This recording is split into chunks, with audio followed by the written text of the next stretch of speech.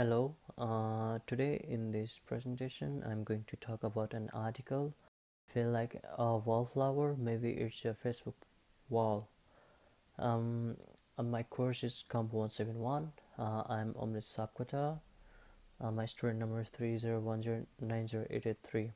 So in this presentation I'm going to talk about the intro and the background of the author, the summary and thesis of the article, my response and the discussion, who is the intended audience, uh, rhetorical analysis, defining the three words that are at the level of Comp 171, conclusion, and references.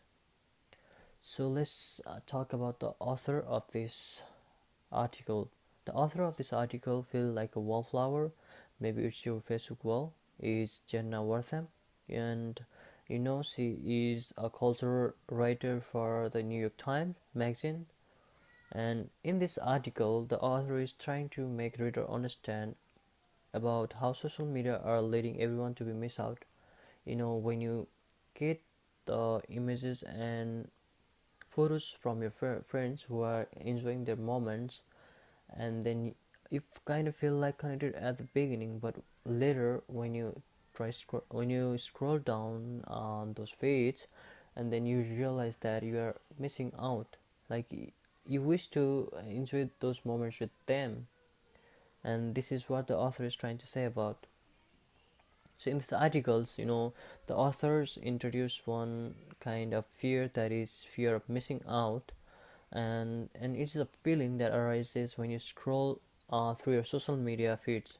And the author says that there are numerous advantages of the world of social medias, like feeling connected to the people around the globe, and then with friends, and then sharing their moments with you and becoming the part of their moments.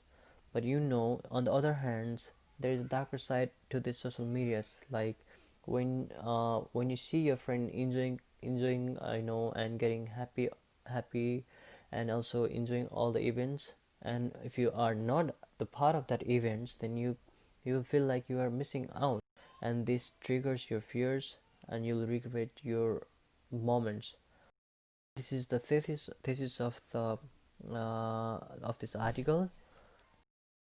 I certainly agree with the writer, what she's trying to say about, like in this modern area, like social medias like Facebook, Twitter, and Instagram. Like people always post something like celebrate some kind of celebration, and then when you scroll down those feeds, I feel like you are left behind.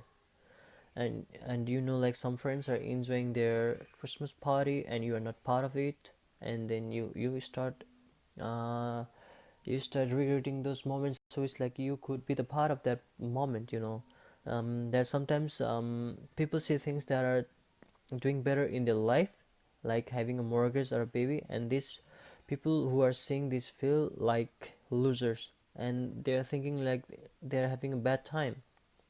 And then this creates a lot of negative energy and tensions.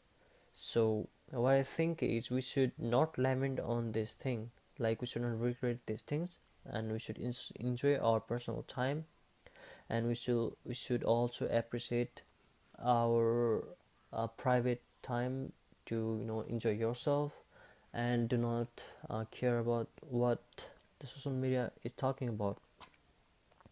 So who is the intended audience? I think the intended audience are everyone. Everyone is afraid of being missed out. I think like there is always a situation like where you cannot fully enjoy the situation. Okay, I'll give you my personal example. Okay, for this, so my friends are back at home, at my home country, and I'm here alone, like in this COVID, and I'm here, and I see that they're enjoying our festival, like with family, with my friends, with my relatives, and I'm not going I'm not getting to enjoy those moments. So what I feels like, I have fear like, am I missing out something? Like, should I should I should I regret these moments, like I'm not there and I'm not enjoying the moments, and then my friends are enjoying there. So like, this feeling, I'm just saying that this is a feeling that everyone gets when they see like their friends or their coworkers or their family members or anybody they know, like they're enjoy the time. So you also feel like you're missing out. So what I mean to say is that the internet audience is like everyone. So there's no one in this world who don't feel like they are not missing out when they see their friends or anybody celebrating any moments. So the writer has used different kinds of rhetorical modes and devices to make her article more clear and understanding. So some of the rhetorical modes and devices are cause effect, illustration, argumentation, narration, hyperbole, and then some other modes are logos and pathos. So cause and effect. So the writer is using this mode to describe some certain events that triggered the fear of missing out in her, like when she was enjoying a rainy night with popcorn and Netflix.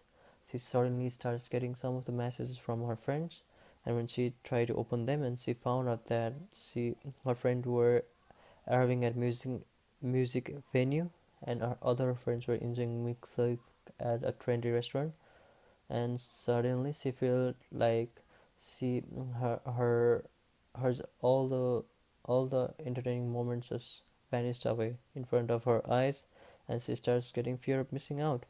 And also the next mode she has used is illustration. So in this she's using this mode to support her idea, as she's addressing the code or views of other people or author, and making her statement more believable. For example, in this article, she is using some of the views of other author like Dan Ariely. Like, he says like, we all become afraid of how we spend our time, and we have made the wrong decision. So so so she's saying that we are spending our time in the wrong way. She's also saying that we are so spending our time in the wrong way, and we are really regretting our moments, and we also feel like missing out. So argumentation. So the author has used this more to create like more strength in her expression by referencing to other people, like I said earlier. And then she has used narration. So the author is using this mode to explain how the action of her friend may create fear of missing out in another suspecting person. And then the devices that she is using is hyperbole, like the author is trying to emphasize on certain kind of expression by using hyperbole. For example, like beacon of information is she's using this to describe how fast and rapidly she was receiving messages.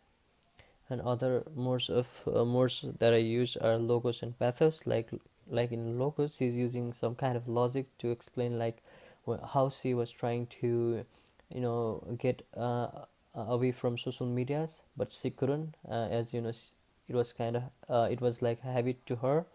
And like pathos, like she is informing and suggesting the viewers and readers like you should spend more of your time for yourself than rather than involving in social medias. So word choice. The writer uses strong and carefully chosen words to ensure that the finished work is cohesive and it is easy for the reader to understand. As you can see, she's also using some of the references from other author and writers. This make this article so much more clear and more understanding. So from this article, the three words that I learned are frenemy, a person with whom one is friendly despite a fundamental dislike or rivalry. So insidious, operating or proceeding in an inconspicuous or seemingly harmless way, but actually with grave effect. Angst, a feeling of persistent worry about travel. So in conclusion, what I like to say is like, you always have that fear of missing out when you see your friend or your coworkers or any of your like relatives or any person that you know are enjoying, and then they post some kind of videos or memories in the social media, and when you try to scroll between them, you feel like you're missing out. But what I think I learned from this article is like at the end of the day, you should enjoy your personal time and you should care of what you are doing right now. So the references that is included um, in this presentation is the article itself feel like a wallflower, maybe it's a reflexive wall from the New York Times company. And thank you. That was my presentation. And if you have any questions or if you have any like suggestion to me, feel free to reach out to me. Thank you and have a great day.